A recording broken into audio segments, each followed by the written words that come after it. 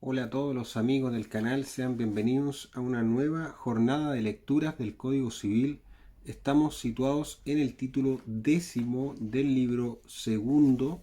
Vamos a revisar hoy de los derechos de uso y habitación. En el video anterior revisamos del derecho de usufructo y ahora vamos a revisar los derechos de uso y habitación dentro de una limitación al dominio. El artículo 811 nos señala de que sean el derecho de uso y el derecho de habitación. El derecho de uso es un derecho real que consiste generalmente en la facultad de gozar de una parte limitada de las utilidades y productos de una cosa. Si se refiere a una casa y a la utilidad de morar en ella, se llama derecho de habitación. El artículo 812 señala de la constitución y pérdida de los derechos de uso y habitación. Los derechos de uso y habitación se constituyen y pierden de la misma manera que el usufructo. El artículo 813 señala de la obligación de inventario. Ni el usuario ni el habitador estarán obligados a prestar caución, pero el habitador es obligado a inventario y la misma obligación se extenderá al usuario si el uso se constituye sobre cosas que deban restituirse en especie. El artículo 814 señala de la determinación de extensión de los derechos de uso y habitación.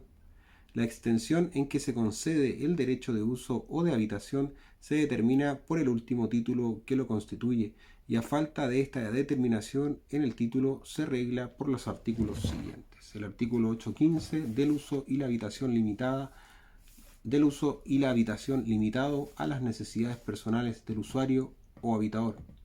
El 815 nos señala el uso y la habitación se limitarán a las necesidades personales del usuario o del habitador. En las necesidades personales del usuario o del habitador se comprenden las de su familia. La familia comprende al cónyuge y los hijos, tanto los que existen al momento de la constitución como los que sobrevienen después, y esto aun cuando el usuario o el habitador no esté casado ni haya reconocido al hijo alguno a la fecha de la constitución. Comprende asimismo el número de sirvientes necesarios para la familia, comprende además las personas que a la misma fecha vivían con el habitador o usuario y a costa de estos, y las personas a quienes estos deben alimentos. El artículo 816 de que no comprenden las necesidades personales. En las necesidades personales del usuario o del habitador no se comprenden las de la industria o tráfico en que se ocupa. Así, el usuario de animales no podrá emplearlos en el acarreo de los objetos en que trafica, ni el habitador servirse de la casa para tiendas o almacenes, a menos que la cosa en que se concede el derecho por su naturaleza y uso ordinario y por su relación con la profesión o industria del que ha de ejercerlo, aparezca destinada a servirle en ellas. El artículo 817 nos habla sobre los objetos comunes de alimentación y combustible. El usuario de una heredad tiene solamente derecho a los objetos comunes de alimentación y combustible, no a los de una calidad superior, y está obligado a recibirlos del dueño o a tomarlos con su permiso. El artículo 818 del uso de los objetos y de las obligaciones del usuario o habitador. El usuario y el habitador deben usar de los objetos comprendidos en sus respectivos derechos con la moderación y cuidado propios de un buen padre de familia, y están obligados a contribuir a las expensas ordinarias de conservación y cultivo a prorrata del beneficio que reporten. Esta última obligación no se extiende al uso o a la habitación que se dan caritativamente a personas necesitadas. El último artículo de los derechos de uso y de habitación señala de la inalienabilidad de los derechos de uso y habitación.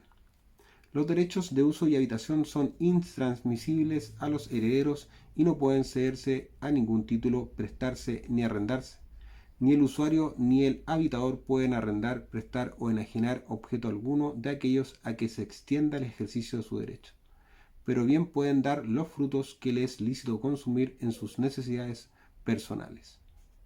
Eso es con respecto al artículo 819 de la inalienabilidad de los derechos de uso y habitación. En el siguiente título vamos a revisar el título 11 de las servidumbres.